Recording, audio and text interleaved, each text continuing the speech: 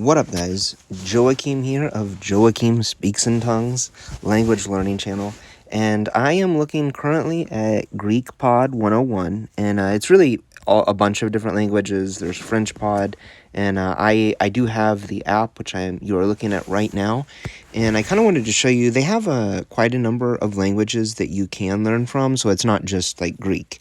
I did the Hebrew course actually for a little while. Quite a number of years ago, and I forgot about it. And it was really difficult to navigate back then, so I had a difficult time with it.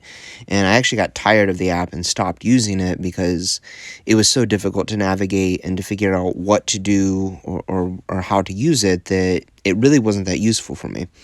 But with Greek, I've been learning for about a year.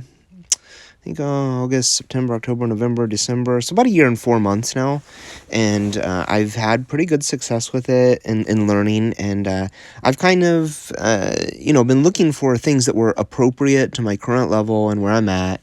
And this seems to be really good. And I have been using it now for a couple of weeks. I've been using the app itself, and as well as the flashcards. I actually I'm not sure how to get to the flashcards on the app. It's not, that part still is really not very user-friendly, but they do have flashcards. And you see I've added some here. I've been doing the courses, and I've been doing the recommended flashcards on my own. So I actually made I just uploaded this to my page, so you can see like there's their recommended decks, and then they have their own decks as well where you've added cards into. And if you go to the top here and click study, you do all of them. So I have none due currently at the moment, but I am currently over here. I'm in level 2 Greek. This is just, I wanted to go back and review some vocabulary, but mainly grammar, because I've done very little grammar. And I think this is really good for intermediate learners, especially if you're kind of beyond that beginner level, but you're really not sure where to go. Like you can't understand television and even easy reader books quite so well yet. Maybe you're not really an intermediate then, I guess you would say, but like there's a part where like there's a lot of beginner resources to learn, and then once you kind of get through some of those within a few months, you kind of start to run out of materials that are appropriate for your level. And I've used Duolingo and a bunch of different link and different resources, and it's difficult to find some that are not like almost 100% unrecognizable, or they're just so simple that they're not really all that helpful. So this is, I think, a really good in-between place where it gives you a lot of really good materials that are appropriate for whatever level you're at. You just have to find the level that's appropriate for you. And since I used it before, they have actually made it so that they give you a recommended place. So you can see I'm up at number 2 beginner. So there's a variety of different levels. Absolute beginner, meaning you haven't done anything in the language. Then it moves on to beginner, and then once you get through all the beginner stuff, I guess they kind of have an upper beginner, and that's where I currently started at. And I think that where I'm at right now in that is very level appropriate for my comprehension level and what I understand. So I'm going to click on level 2. They made that course for me, and I just clicked on that and started it, and I can continue it, of course. It's just same. I'm over here in lessons right now, and I clicked on that. But if I go over to dashboard, it's the same thing. They made it for me, and I've taken some of these tests that they had, multiple choice assessment tests. I don't know really what is being assessed in that, because a lot of the tests that I've taken, there was like grammar questions and things, and a lot of it centered around grammar and using the appropriate word, whereas I don't really feel like it assessed my comprehension, because I had like 100% comprehension of the lessons that I had done, and as far as like the dialogues and things, but that's not really what was assessed in these multiple choice assessment tests that they do. So I don't know that I think that those are particularly revelatory. I don't think they're really showing anything. I only have the premium account, so there's a premium plus account where you can actually take hand graded assessment tests, and those I mean, I haven't done that, so that doesn't come with just a premium account. So there's basic, premium, and premium plus, and I went with the premium deal, and it seems to work pretty well. I like what I'm getting at it. So I'm going to click on one of these lessons that I've completed. So the way that I do them is the first thing I do is I go through here to the line-by-line audio, which I'm highlighting right now, as you can see on the screen. And once you go to that, you have this. You can listen to it. I'll click on the first one. Usually I just read them. And if I don't know a word or I don't know what it's trying to say, what it's trying to communicate, so the very first line, I'll just go through that. It says, Irea ke lexis ine aderphia ke menun mazi. Simera echun mia prosklisi ya enangiamo.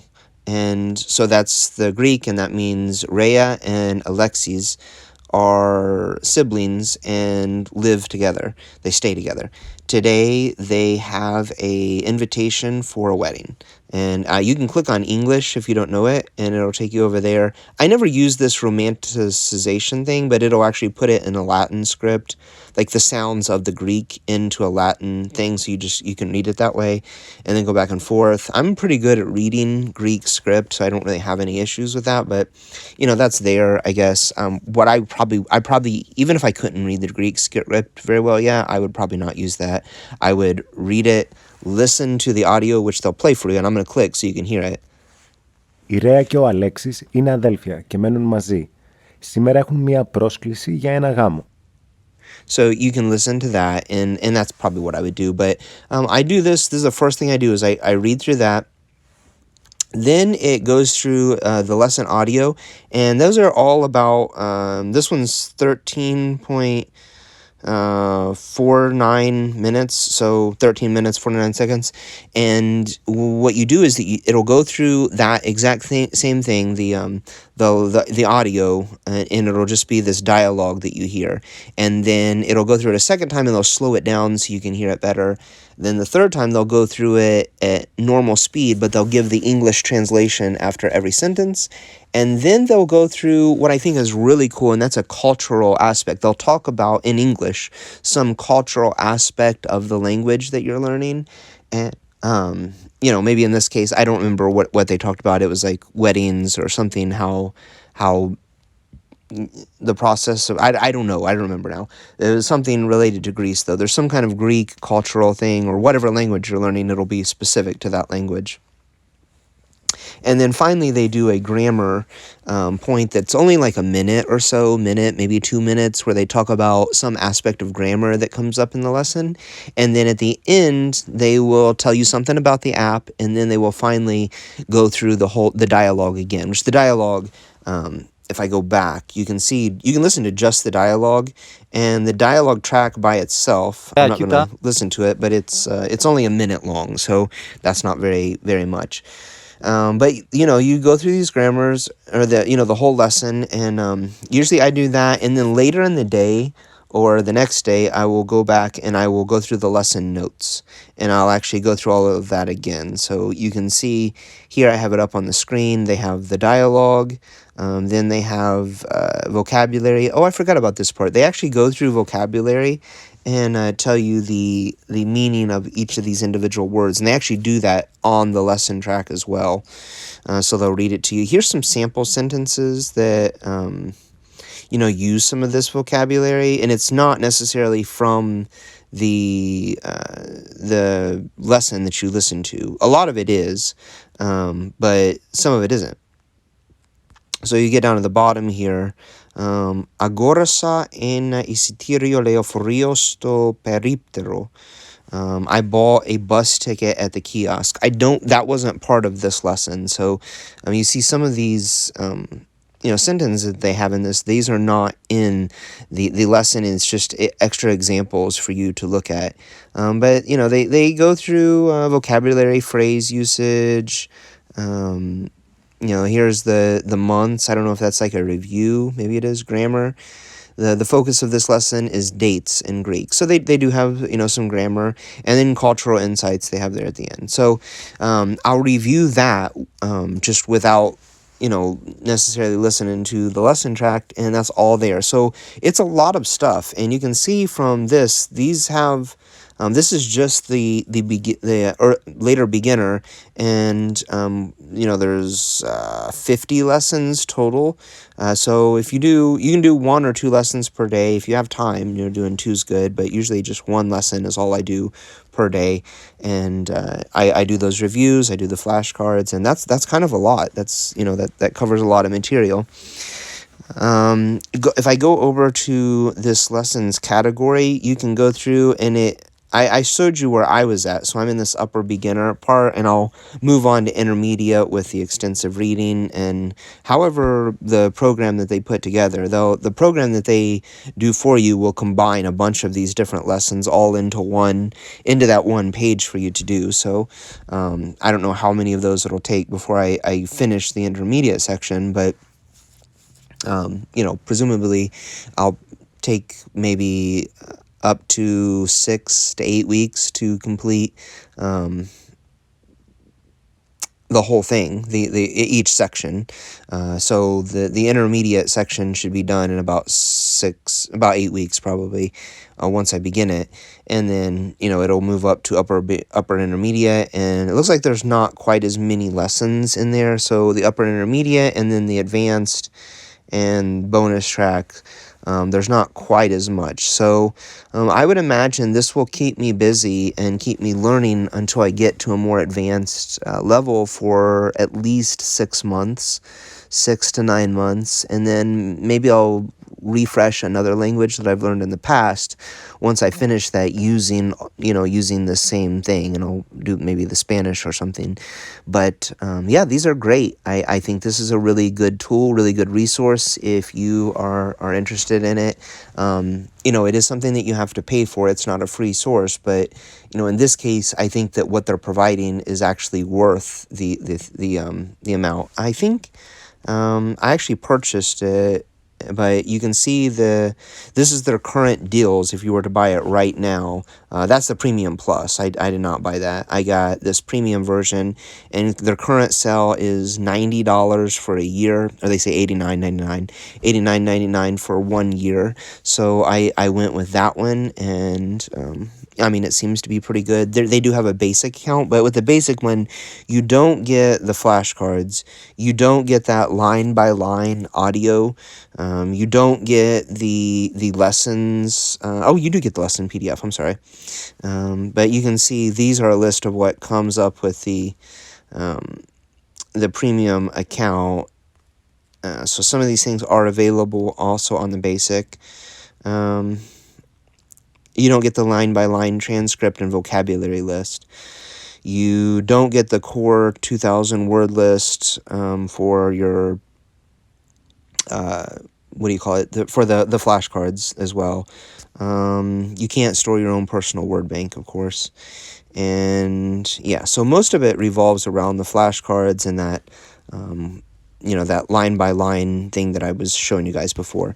But I do think this is a good resource. Some of you that are using Anki or something, and you don't really care about the flashcard thing, and you don't really care about the line-by-line audio because you'll do something else with it, then maybe in that case you might want to go with the basic account, and that would have everything you need. But okay, that's about it. That's really all I have to say about it. If I were to rate this on a scale of 1 to 5, I don't remember what I gave Pimsleur. The last review I did of a language learning tool was when I did the Pimsleur app, and I actually thought Pimsleur was pretty good, but for Greek it only had two sections, and so as far as this goes, that would probably only get you to past the absolute beginner and probably some into the beginner phase. It doesn't really go very far. Pimsleur for other languages like Spanish or Russian or Arabic that have 5 levels or more, it's going to get you way beyond. So this may not be all that advantageous for people who are learning other languages because Pimsleur probably has that, but this probably is comparable to Pimsleur. Pimsleur, and definitely for grammar, it has more things to go along with it. In some ways, I think it's more user-friendly. The flashcards are on a spaced repetition system, which I don't think that Pimsleur has, so definitely if that's something you're using, I think flashcards are very effective, so that kind of beats Pimsleur in a lot of ways, but I don't know exactly how I would rate this and Pimsleur, but I would definitely put this maybe a half a notch ahead of Pimsleur because of the flashcards and because it's a little bit more user friendly. It has a guided lesson plan for you to follow, but it's not hard. Like you can vary from it. You can choose to go do other things, whereas with Pimsleur, you can't do that as easily. So that's it. You guys take it easy, and I'll talk to you in a video coming very soon.